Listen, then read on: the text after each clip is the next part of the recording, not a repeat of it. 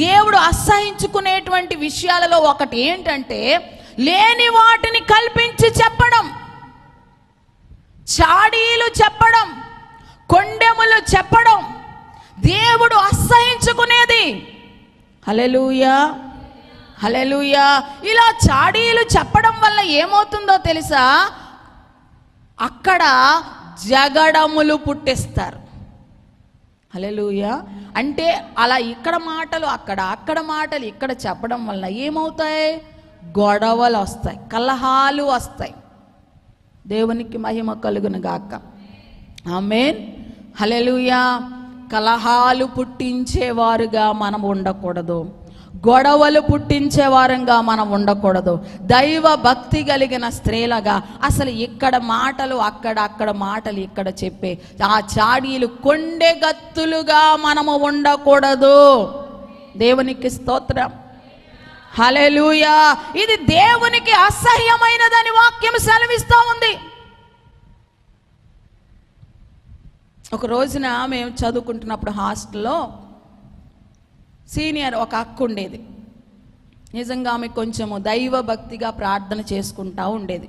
ఎక్కువ వాక్యం చదువుతూ ప్రార్థన చేసుకుంటూ చాలా భక్తిగా ఉండేది. అయితే ఒక రోజున ఆ అక్క దగ్గరికి ఒక అమ్మాయి వచ్చింది. చాలా చిన్న, నాకంట జూనియర్. ఒక అమ్మాయి వచ్చింది. వచ్చి, అక్క నీ గురించి ఇదిగో వాళ్ళు ఇలా మాట్లాడుకుంటున్నారు అని చెప్తుంది తనకి. నేను ఆ పక్కనే ఉన్నానన్నమాట. హల్లెలూయా, హల్లెలూయా. వాళ్ళు ఎలాగంటున్నారు నిన్ను, అలాగంటున్నారు నిన్ను అని అక్కడ విన్న విషయాలు మోసుకొచ్చి ఇక్కడ ఈ అక్కకి చెప్తుంది. హల్లెలూయా. అప్పుడు వెంటనే ఎవరైనా అయితే ఓయ్ అలాగనుకుంటున్నారా నా గురించి, నడు అని వెళ్ళి వాళ్ళతో గొడవ పడాలి. ఎవరైనా అలా చేస్తారు. దేవునికి స్తోత్రం. ఆ రోజు నేను నేర్చుకున్న విషయం ఏంటంటే అక్కడ ఆ అక్క అలా అనలా. ఆ మోసుకొచ్చిన అమ్మాయిని తిట్టి, నువ్వు అక్కడ విషయాలు ఇక్కడ చెప్తున్నావంటే ఇక్కడ విషయాలు అక్కడ చెప్పవని గ్యారంటీ ఏంటి? పో, ఇంకెప్పుడు ఇటువంటి చెప్పకు నాకని తిట్టి పంపించేసింది. దేవునికి స్తోత్రం, హల్లెలూయా. అవును, అప్పుడు కూడా నాకు ఆలోచన వచ్చిందనమాట. నిజమే కదా, అక్కడ విషయాలు ఇక్కడ చెప్తున్నారు అని అంటే ఖచ్చితంగా ఇక్కడ విషయాలు కూడా అక్కడ, అంటే ఆ అలవాటు వాళ్ళకు ఉంటుంది అనమాట. దేవునికి స్తోత్రం, హల్లెలూయా. గనుక ఎవరైనా ఏదైనా చెప్తున్నప్పుడు వెంటనే దాన్ని మనము నమ్మకూడదు, దాన్నే మనం పట్టుకుని వేలాడకూడదు, దాన్ని పట్టుకుని మనము పగ, ద్వేషం, కోపం మనలో పెంచుకోకూడదు. హల్లెలూయా. నువ్వు వెంటనే అక్కడ చెప్పిన విషయాలు విని ఏదో ఒకటి అన్నావనుకో, మళ్ళా నువ్వు అన్నదట్టుకెళ్ళి అక్కడ చెప్తారు. దేవునికి స్తోత్రం. దీని వలన ఏంటి, ఏమైనా లాభం ఉందా? వారికి వీరికి మధ్య గొడవలు, జగడములు. దేవునికి స్తోత్రం, హల్లెలూయా. దేవునామానికి మహిమ కలుగునుగాక. హల్లెలూయా. సామెతలు 26:20 ఒక్కసారి చదవండి. సామెతలు 26:20. కట్టెలు లేని ఎడల అగ్ని ఆరిపోవును, కొండెగాడు లేని ఎడల జగడము చల్లారును. ఇంకా చదవండి. వేడి బూడిదకు బొగ్గులు, అగ్నికి కట్టెలు, కలహములు పుట్టించుటకు కలహప్రియుడు. కొండెగాని మాటలు రుచిగల పదార్థములు వంటివి, అవి కడుపులోనికి దిగిపోవును. దేవునికి స్తోత్రం. కట్టెలు లేకపోతే అగ్ని ఆరిపోతుంది. అగ్ని అంటించారు అక్కడ, కానీ కట్టెలు అయిపోయింది అనుకోండి, ఆ అగ్ని ఆరిపోతుంది. మరలా ఒకవేళ కట్టెలు చేస్తేనే ఆ అగ్ని రాచుకుంటుంది, లేకపోతే ఆరిపోతుంది. అలాగే జగడములంట, కొండెగాడు లేని ఎడల జగడములు చల్లారిపోతాయి. దేవునికి స్తోత్రం. అంటే ఎక్కడ కొండిగాడు ఉన్నాడో, ఎక్కడ కొండగత్తులు ఉన్నాయో అక్కడ జగడాలు పెరుగుతాయే తప్ప చల్లారం. కానీ కొండెగాడు లేని చోట జగడములు ఏమవుతాయి? చల్లారుతాయంట. ఇంకా ఏమంటుందంటే, వేడి బూడిదకు బొగ్గులు, అగ్నికి కట్టెలు, కలహములు పుట్టించుటకు కలహప్రియుడు. ఈ కొండిగత్తెలను లేక కొండిగాళ్ళు చెప్పే వాళ్ళని ఏమంటున్నారంటే కలహప్రియుడు. దేవునికి స్తోత్రం. కలహాలను రేపే విషయంలో వాళ్ళు ప్రియులుగా ఉంటారన్నమాట. వాళ్ళిద్దరూ దెబ్బలాడుకుంటూ ఉంటుంటే వీళ్ళు హాయిగా నవ్వుకుంటూ ఉంటారు. వీళ్ళకి హ్యాపీ అనమాట, అదొక ఆనందం అనమాట వీళ్ళకి. దేవునికి స్తోత్రం. హల్లెలూయా. దేవునికి మహిమ కలుగును గాక. అలా ఉండకూడదని వాక్యం సెలవిస్తుంది. సాతాను ఎవరు అనంటే గాసిపర్, అంటే చాడీలు చెప్పేవాడు, ఇక్కడ మాటలు అక్కడ చెప్పేటువంటి వాడు సాతాను. మనము కూడా అలాగే చేస్తున్నాం అనుకోండి, మనం ఎవరి బిడ్డలం అవుతాము? సాతాను బిడ్డలం అవుతాము, కానీ దేవుని బిడ్డలము మనము కాలేము. కాబట్టి మనము దేవుని పిల్లలముగా మనం అలా ఉండకూడదు. మనము దేవుని బిడ్డలము, లేనిపోనివి మనం పుట్టించకూడదు.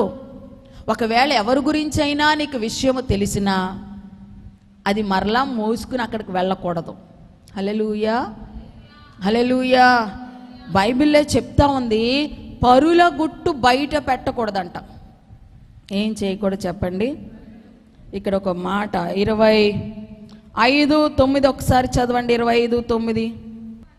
నీ పొరుగువానితో వ్యాజ్యమాడవచ్చును గాని పరుని గుట్టు బయట పెట్టకుము. దేవునికి స్తోత్రం. హల్లెలూయా.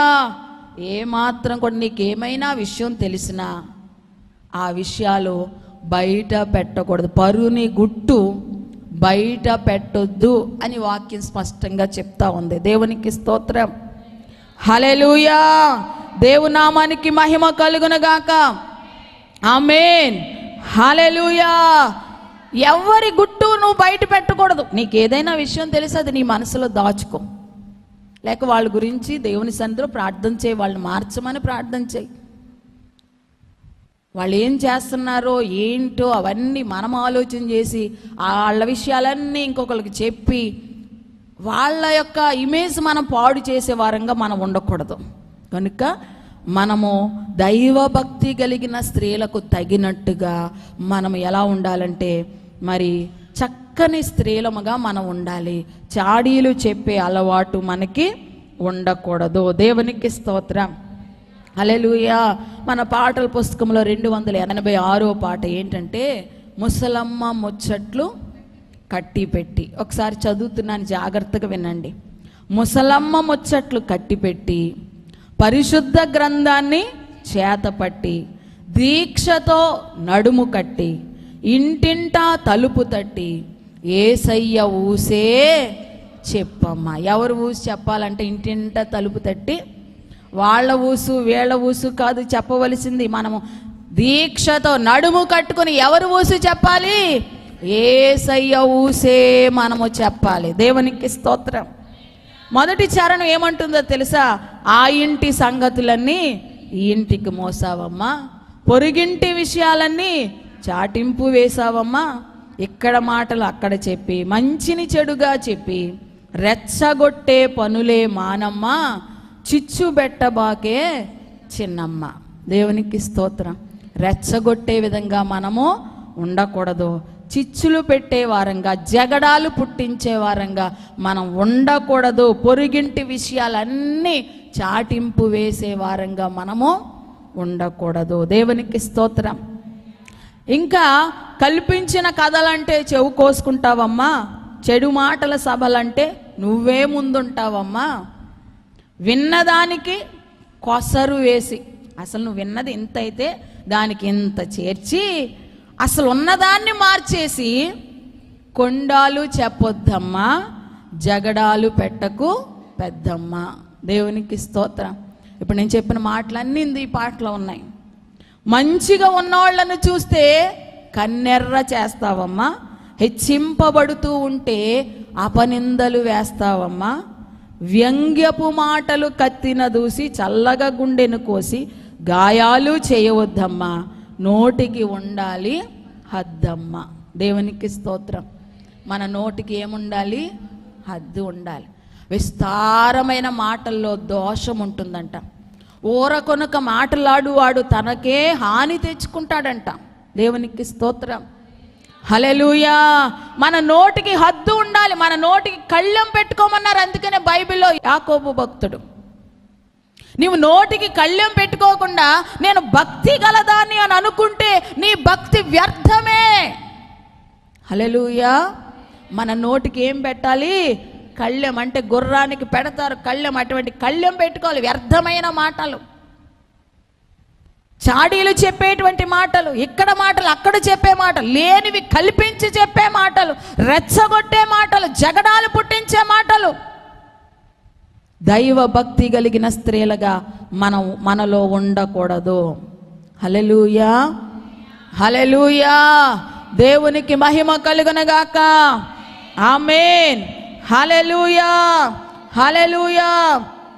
కొంతమంది అంట వీరికంటే ఎవరైనా కొంచెం ఎక్కువ స్థాయిలో ఉన్నారనుకోండి, ఎక్కువ స్థితిలో వాళ్ళు ఉన్నారనుకోండి, వాళ్ళు ఎలాగైనా వాళ్ళ మీద బురద చల్లి వీళ్ళు మంచిగా కనబడేటట్టుగా చూసుకుని వాళ్ళనేమో చెడ్డవారిగా చేసేస్తారు. దేవునికి స్తోత్రం. హల్లెలూయా. అంటే ఒక మంచి పేరు సంపాదించుకుంటున్నాడు అనుకోండి, లేక మంచిగా అభివృద్ధి చెందుతున్నాడు అనుకోండి, చాలా సంతోషంగా హ్యాపీగా వాళ్ళ ఫ్యామిలీ ఉంటుందనుకోండి, చూసి ఓర్వలేక ఏం చేస్తారో తెలుసా? ఏదో ఒక నింద వాళ్ళ మీద పడేస్తారు. దేవునికి స్తోత్రం. హల్లెలూయా. ఏదో ఒక నింద పడేసి వాళ్ళని చెడ్డవారిగా చిత్రీకరించేస్తారు. లేనివి కల్పించి వాళ్ళ మీద ఆ నింద మోపేసి ఏం చేస్తారంటే వాళ్ళని చెడ్డవారిగా చేసేస్తారు. వీళ్ళు మంచి వాళ్ళుగా అనిపించుకోవాలని ప్రయాసపడతారు. దేవునికి స్తోత్రం. హల్లెలూయా. అలా మనం ఉండకూడదని దేవుని వాక్యం మనకి ఈరోజు చాలా స్పష్టంగా నేర్పిస్తూ ఉంది. స్త్రీలమైన మనకు ఉండకూడని రెండవ అలవాటు ఏంటంటే చాడీలు చెప్పే అలవాటు మనకు ఉండకూడదు. ఒకవేళ ఉంటే ఈరోజే దాన్ని మనము విసర్జించాలి, విడిచిపెట్టేయాలి. దేవునికి స్తోత్రం.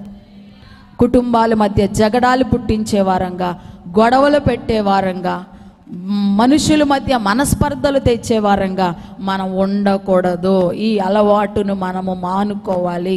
మనము దైవ భక్తి కలిగిన స్త్రీలము, మనము సాతాను పిల్లలము కాదు. సాతానైతే కలహప్రియుడు, కొండెగాడు. వాడు సాతానికి మరొక పేరు ఏంటంటే కొండెగాడు. కొండెములు చెప్తాడు, వాడు నిందలు వేస్తాడు, చెయ్యని నేరాలు మనుషుల మీద మోపుతాడు. అలా చేసేవారందరూ కూడా ఎవరంటే సాతాను పిల్లలు. మనము సాతాను పిల్లలం కాదు, దేవుని పిల్లలం. దైవ లక్షణాలు మనము కలిగి ఉండాలి. ఆమేన్. హల్లెలూయా. రెండు విషయాలు చెప్పాను కదా. మొదటిది ఏంటి? ముసలమ్మ ముచ్చట్లు చెప్పుకునే అలవాటు మనకి ఉండకూడదు. రెండవది చాడీలు చెప్పే అలవాటు మనకి ఉండకూడదు. మూడవది పని చేయకుండా భోజనము చేసే అలవాటు ఉండకూడదు. హల్లెలూయా. చూద్దామా? సామెతలు 31:27 చదవండి. సామెతలు 31:27. ఆమె తన ఇంటి వారి నడతలను బాగుగా కనిపెట్టును, పని చేయకుండా ఆమె భోజనము చేయదు. దేవునికి స్తోత్రం. హల్లెలూయా. పని చెయ్యకుండా భోజనము చేసే అలవాటు మనకు ఉండకూడదు. కొంతమంది స్త్రీలు ఏ పని చేయకుండా ఖాళీగా ఉంటారు. హల్లెలూయా, హల్లెలూయా. దేవునికి మహిమ కలుగును గాక. ఉదయాన్నే లేస్తారు, అది కూడా లేటుగా లేస్తారు. చక్కగా కాఫీ తాగుతారు. కాఫీ తాగిన కాడి నుంచి టీవీ ఉంటే టీవీ పెట్టి టీవీ చూడడం, లేకపోతే మొబైల్ ఉంటే మొబైల్ పట్టుకుని చూడడం, అలా చేస్తూ సమయాన్ని గడుపుతూ ఉంటారు. దేవునికి స్తోత్రం. హల్లెలూయా. ఇల్లు ఎలా ఉన్నా పట్టించుకోరు, ఇల్లు ఎంత చిరాకుగా ఉన్నా పట్టించుకోరు. ఎంతసేపు ఆ టీవీ మీద కూర్చుని వచ్చే సీరియల్స్ అన్నీ చూస్తారే తప్ప ఇంటిని మాత్రం పట్టించుకోరు. దేవునికి స్తోత్రం. హల్లెలూయా. దేవునికి మహిమ కలుగును గాక. ఒక సామెత ఉంటుంది కదా, ఇంటిలో ఈగల మోత బయట పల్లకీల మోత అన్నట్టుగా ఇల్లేమో చాలా చిరాకుగా ఉంటుంది, బయటకు వచ్చేటప్పుడు వాళ్ళ అపియరెన్స్ మాత్రం చాలా గ్రాండ్ గా ఉంటుందన్నమాట. దేవునికి మహిమ కలుగును గాక. ఆమేన్, హల్లెలూయా. స్త్రీలు బద్ధకస్తులుగా ఉండకూడదు, లేజీగా ఉండకూడదు. ఈ దైవ భక్తిగా ఇక్కడ మనము చూసినట్లయితే సామెతల గ్రంథం 31వ అధ్యాయంలో గుణవతి అయిన స్త్రీకి ఉండవలసిన లక్షణాలు చెప్తా ఉన్నారు. ఆ గుణవతి అయిన స్త్రీ అంటే ఏం చేస్తుందంటే పెందల కాడే లేచి తన ఇంటి వారి కొరకు అన్ని సిద్ధపరుస్తుందంట. దేవునికి స్తోత్రం, హల్లెలూయా. దేవునికి మహిమ కలుగునుగాక. అలాగా చకచక పనులు చక్కబెడుతూ చురుగ్గా ఉండాలి స్త్రీలు, అంతేగాని బద్ధకస్తులుగా సోమరులుగా ఇంకెంతసేపు అయినా పని అవ్వకోకుండా అలాగే ఉండకూడదు. హల్లెలూయా. దేవునికి మహిమ కలుగునుగాక. చకచక పనులు చక్కబెట్టుకుని చురుకుగా చేసేసుకుని గబగబా ఎక్కడ గడపాలి? స్త్రీలు దేవుని సన్నిధిలో గడపాలి. దేవునికి మహిమ కలుగునుగాక. అసలు పని చేయకపోతే భోజనం చేసే అర్హత నీకు లేదని చెప్తుంది వాక్యం.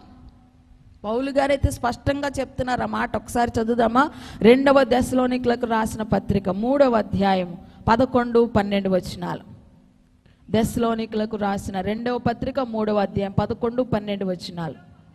మీలో కొందరు ఏ పనియూ చేయక పరుల జోలికి, 10వ వచనం కూడా చదువు. మరియు మేము మీ యొద్ద ఉన్నప్పుడు ఎవడైనను పని చెయ్యనొల్లని ఎడల వాడు భోజనము చేయకూడదని మీకు ఆజ్ఞాపించితిమి కదా. మీలో కొందరు ఏ పనియో చేయక పరుల జోలికి పోవచ్చు అక్రమముగా నడుచుకొనుచున్నారని వినుచున్నాము. అట్టి వారు నెమ్మదిగా పని చేయుచు సొంతముగా సంపాదించుకునే ఆహారమును భుజింపవలనని మన ప్రభు అయిన యేసుక్రీస్తు పేరట వారిని ఆజ్ఞాపూర్వకంగా హెచ్చరించుచున్నాను. దేవునికి స్తోత్రం. ఈ వాక్య భాగం అయితే సాధారణంగా మరి అందరి గురించి వ్రాయబడి ఉంది. ఎవరైనా సరే పని చెయ్యకపోతే వారు భోజనం తినడానికి అర్హులు కాదు. దేవునికి మహిమ కలుగును గాక. సాధారణంగా పురుషులు కొంతమంది చూడండి ఏ పని చెయ్యరు. అటువంటి వారి గురించి వ్రాయబడింది ఈ మాట. ఏ పని చేయరు, భార్య సంపాదిస్తే దాని మీద బ్రతుకుతూ ఉంటారు కొంతమంది పురుషులు. హల్లెలూయా, హల్లెలూయా. అసలు ఏ పని చేయకోకుండా నువ్వు అలా ఉండి భోజనము చేయడానికి నువ్వు అర్హుడవు కాదని వాక్యం సెలవిస్తూ ఉంది. దేవునికి మహిమ కలుగును గాక. ఆమేన్, హల్లెలూయా. నువ్వు ఏదో ఒక పని చేసుకుని నీ కష్టార్జితం వలన నీ సొంత ఆహారాన్ని భుజించు అంటుంది ఇక్కడ వాక్యం. నువ్వు సంపాదించుకుని నీ సొంత ఆహారాన్ని భుజించు. కష్టపడి పని చేయకోకుండా అలాగా బద్ధకస్తుల వలె కూర్చుండి ఏ పని చేయకోకుండా, కొంతమంది యవనస్తులు కూడా చూడండి పెద్దవాళ్ళు అయిపోతారు, ఇంకా తల్లిదండ్రుల పోషణ మీదే ఆధారపడతారు. పెళ్ళిళ్ళు అయిపోయినా, పిల్లలు పుట్టేసినా ఇంకెవరు పోషణ మీద ఆధారపడతారు? తల్లిదండ్రుల పోషణ మీదే ఆధారపడతారు. దేవునికి స్తోత్రం, హల్లెలూయా. అయ్యో నాకంటూ ఒక కుటుంబం ఏర్పడింది, నా కుటుంబం కోసం నేను కష్టపడాలి, నేను ప్రయాసపడాలి అనేది లేకోకుండా సోమరులుగా రోడ్లంట తిరుగుతూ తల్లిదండ్రుల కష్టార్జితం మీదే ఆధారపడుతూ ఉంటారు. అటువంటి వారిని ఉద్దేశించి వ్రాయబడింది ఈ మాట. పని చెయ్యనొల్లని వాడు భోజనము చేయుటకు పాత్రుడు కాడు. దేవునికి స్తోత్రం. భోజనం చెయ్యకూడదని ఆజ్ఞాపించారంటే పౌలు గారు. స్త్రీలమైన మనకి కూడా ఈ మాట వర్తిస్తూ ఉంది. పని చెయ్యకుండా మనము భోజనము చెయ్యకూడదు. దేవునికి స్తోత్రం, హల్లెలూయా. ఎందుకంటే గుణవతి అయిన స్త్రీ ఏం చేస్తుందంట? ఆమె పని చెయ్యకుండా భోజనము చెయ్యదు. దేవునికి మహిమ కలుగును గాక. హల్లెలూయా. అక్కడే ఉంటారు గబగబా. దేవునికి మహిమ కలుగును గాక. హల్లెలూయా. కడుపు నిండిపోతే చాలన్నమాట. దేవునికి మహిమ కలుగును గాక. హల్లెలూయా. పని చక్కబెట్టుకోవాలి, త్వరగా పని చక్కబెట్టుకుని అప్పుడు చక్కగా భోజనము చెయ్యాలి. గుణవతి అయిన స్త్రీ అంట పని చెయ్యకుండా భోజనము అంటే ఖాళీగా ఉండదు. స్త్రీ కష్టపడి పని చెయ్యాలి. నిజంగానే స్త్రీలు చాలా కష్టపడతారు. కుటుంబంలో ప్రతి విషయంలో కూడా మరి స్త్రీలు కష్టపడతారు. కాకపోతే కొంతమంది బద్ధకస్తుల వలె ఉంటారు. అలా బద్ధకస్తుల వలె ఉండకూడదు, లేజీగా ఉండకూడదు. ఇంకా వాక్యంలో ఒక చోట ఉంది, అది నేను మీకు చదివిస్తాను. దేవునికి మహిమ కలుగును గాక. ఆమేన్, హల్లెలూయా, హల్లెలూయా. 2 చేతుల పైకెత్తి స్తోత్రాలు చెప్దాం. 1 తిమోతి 5:13-14 చదివేశామా? దేవునికి మహిమ కలుగును గాక. మరియు వారు ఇంటింటా తిరుగులాడుచు బద్ధకురాండ్రగుటకు మాత్రమే కాక ఆడరాని మాటలాడుచు వదరుబోతులను పరుల జోలికి పోవువారును వారు నగుటకును నేర్చుకొందరు. కాబట్టి యవన స్త్రీలు వివాహము చేసుకుని పిల్లలను కని గృహ పరిపాలన జరిగించుచు నిందించుటకు విరోధికి అవకాశం ఇయ్యకుండా వలనని కోరుచున్నాను. దేవునికి స్తోత్రం. ఇంటింటా తిరుగులాడే వారంగా మనం ఉండకూడదు, బద్ధకస్తురాండ్రగా మనము ఉండకూడదు. ఆడరాని మాటలాడుచు వదరబోతులను పరుల జోలికి పోవువారును మనం ఉండకూడదు. అలాంటి విషయాలు మనం నేర్చుకోకూడదు. కానీ స్త్రీలు ఎలా ఉండాలంటే వివాహం చేసుకుని పిల్లల్ని కని గృహ పరిపాలన జరిగిస్తూ మంచిగా చక్కగా గృహ పరిపాలన, గృహాన్ని, ఇంటిని, కుటుంబాన్ని కట్టుకుంటూ నిందించుటకు విరోధికి అవకాశం ఇవ్వకుండా మనం ఉండాలంట. అసలు ఏ విషయంలో మన విరోధి అయిన అపవాదికి అవకాశం ఇచ్చే వారంగా మనం ఉండకుండా బహు జాగ్రత్తగా గృహ పరిపాలన జరిగించే స్త్రీలుగా మనం ఉండాలి. ఇక్కడ మాట నేను ఎందుకు చదివానంటే ఈ మాట బద్ధకురాండ్రగుటకు, బద్ధకస్తులుగా మనము ఉండకూడదు. స్త్రీలు చురుకుగా ఉండాలి. హెబ్రీ స్త్రీలు చురుకైన వారు అని ఉంటుంది బైబిల్లో. దేవునికి స్తోత్రం. హెబ్రీ స్త్రీలు అలాంటి వారంట, చురుకైన వారు. రిబ్కా గురించి కూడా అనుకుంటా చురుకైన స్త్రీ అని మాట్లాడుతుంది వాక్యం. దేవునికి స్తోత్రం. చురుకు అంటే చలాకి, స్పీడ్. హల్లెలూయా. చకచక పనులు చక్క పెట్టుకునే అంత ఆ చురుకుదనము స్త్రీలలో ఉండాలి. కానీ లేజినెస్, బద్ధకత్వం మనలో ఉండకూడదని వాక్యం మనకి జ్ఞాపకం చేస్తూ ఉంది. దేవునికి స్తోత్రం. 3వ అలవాటు ఏంటంటే పని చేయకుండా భోజనం చేసే అలవాటు మనకు ఉండకూడదు. మనం స్త్రీలంగా కష్టపడి పని చేసుకోవాలి, మన ఇంటిని చక్కపరుచుకోవాలి. హల్లెలూయా. మన అంతరంగ పరిశుద్ధత ఎంత ముఖ్యమో గృహ పరిశుభ్రత కూడా అంతే ముఖ్యం. దేవునికి స్తోత్రం. ఇంకొక విషయం చెప్పనా, పరిశుభ్రత ఉన్న చోటే పరిశుద్ధుడైన దేవుడు కూడా ఉంటాడు. దేవునికి స్తోత్రం. హల్లెలూయా. పరిశుభ్రత చక్కగా నీట్గా ఉంటే అక్కడ పరిశుద్ధుడైన దేవుడు కూడా ఉంటాడు. మన ఇల్లు, మన హృదయం అపరిశుద్ధంగా ఉంటే ఎలాగైతే దేవుడు మన హృదయంలోనికి రాడో అలాగే మన ఇల్లు కూడా అపరిశుద్ధంగా ఉంటే అక్కడ దెయ్యాలకి నివాసంగా ఏర్పడుతుంది తప్ప మరి దేవునికి నివాసంగా అది ఏర్పడదు. కాబట్టి ఇంటిని చక్కగా మెయింటైన్ చేసుకోవాలి, పరిశుభ్రంగా ఉంచుకోవాలి. మరి పని చెయ్యాలి, కష్టపడి పని చేసుకోవాలి స్త్రీలు. దేవునికి స్తోత్రం. హల్లెలూయా, హల్లెలూయా. 4వ విషయం ఏంటంటే, 4వ అలవాటు ఏంటంటే ద్వేషించే అలవాటు మనకు ఉండకూడదు. ఏ అలవాటు ఉండకూడదు? ద్వేషించే అలవాటు. దేవునికి మహిమ కలుగును గాక. తీతుకు రాసిన పత్రిక 2వ అధ్యాయం 4వ వచనం ఒకసారి చదువుదాం. తీతుకు రాసిన పత్రిక 2వ అధ్యాయం 4వ వచనం. అలాగుననే వృద్ధ స్త్రీలు కొండెగత్తులను మిగుల మద్యపానాసక్తులనై ఉండక ప్రవర్తన యందు భయభక్తులు గలవారై ఉండవలెననియు దేవుని వాక్యము దూషింపబడకున్నట్లు యవన స్త్రీలు తమ భర్తలకు లోబడి ఉండి తమ భర్తలను శిశువులను ప్రేమించువారును స్వస్థ బుద్ధి గలవారును పవిత్రులను ఇంట ఉండి పని చేసుకొని వారును మంచివారునై ఉండవలెనని బుద్ధి చెప్పుచు మంచి ఉపదేశము చేయువారునై ఉండవలెననియు బోధించుము. చూడండి స్త్రీలు ఎలా ఉండాలి, ఎంత స్పష్టంగా రాశారో. వృద్ధ స్త్రీలు ఎలా ఉండకూడదంట? కొండెగత్తులుగా ఉండకూడదంట, కొండెములు చెప్పేవారుగా ఉండకూడదు వృద్ధ స్త్రీలు. హల్లెలూయా. అంటే ఎక్కువగా కొండెములు వృద్ధ స్త్రీలు మోసుకెళ్తారేమో బహుశా. దేవునికి స్తోత్రం.